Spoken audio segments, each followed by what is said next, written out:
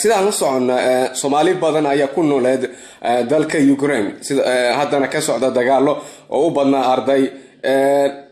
ilaa hadda safaaradiina maxaa ka qabateen arintaas Soomaalida muwaadiniinta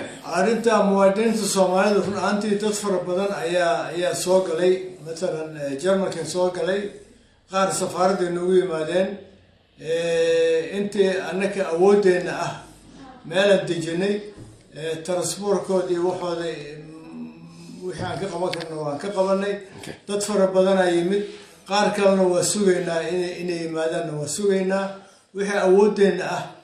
oo nala soo faray wasaaradda arrimaha dibadda na soo fartana wixii aan u sameyn karno waan u sameynay waxyaabaha ugu badan dadkaasi qaxootiga sida qaar ay sheegayaan inay ay helin transport oo ilaa iyo wadamada dariska sida Ukraine Poland iyo Bulgaria safaaradda Belgium-ka ma qayb ka ah ama safaaradiina qayb weyn ka qaad wallahi safaaradda Belgium-ka qayb fiican ka qaadatay annagana wixii awoodeena qaybta ka qaadan waa ka qaadanay okay dadkaasi hadda soo qaxaya dadka qaar waxay sheegeen in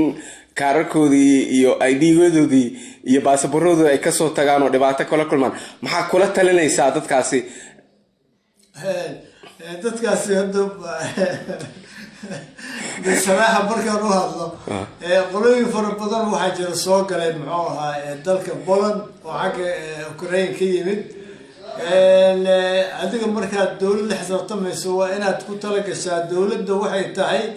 iyo waxa adigu aad qabtid inay laba kala yihiin inaad ogaato waa laga maarmaan masalan waxa dhacday qolooyin naga qariyay annaka inay waxba wadan dawladihii u yimaadeen been u sheegay runta markaan kula hadlo been u sheegay way fiiriyeen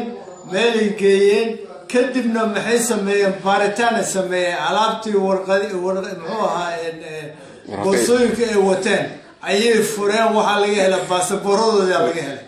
cadeemihii irmeen laga helay annagana waxaan ka weyno war noo sheega maxaa wadataan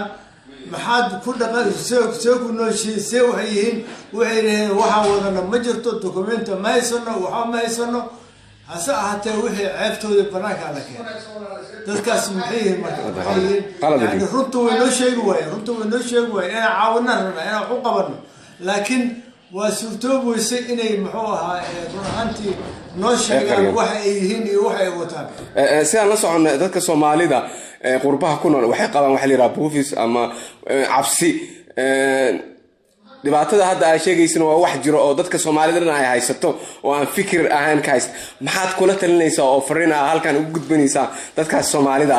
waxaan u gudbinaynaa annaka muxuu ahaa 3 bilood ba waxa nooga yeeraa gobolada qaarkood nooga yeeraa hadda مثلا bisha hadda aan ku jirno dhowr gobol ayaa nooga yeeraa oo ah ku saabsan Soomaalida halka degan Soomaalidii maanta magaca Soomaaliya waa la wada sheegtaa wadamo badan Afrikaan ama Carab ama qolo kale ayaa sheegata Soomaaliya maanta waxay naga codsadeen inaan ugu tagno gobolada ay joogaan oo aan kala cadeeyno yaa Soomaali yaa Soomaali ahayn yani مثلا hadii aan muxuu ahaa aan ka soo qaato tir ahaan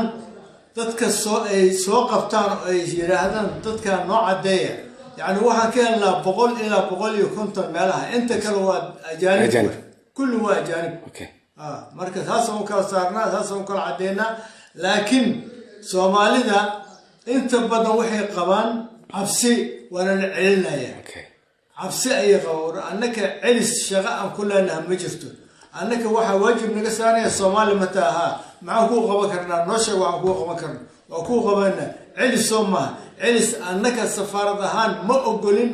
إن سومالي لا عليو أنك ما أقولين مركو هروح كوي مالين هو قاعد تنمي كوي مالين دولة الجرمال كأما دولة كله سيكون رقمين أيجا لكن أنك واحد نوقف بهنتي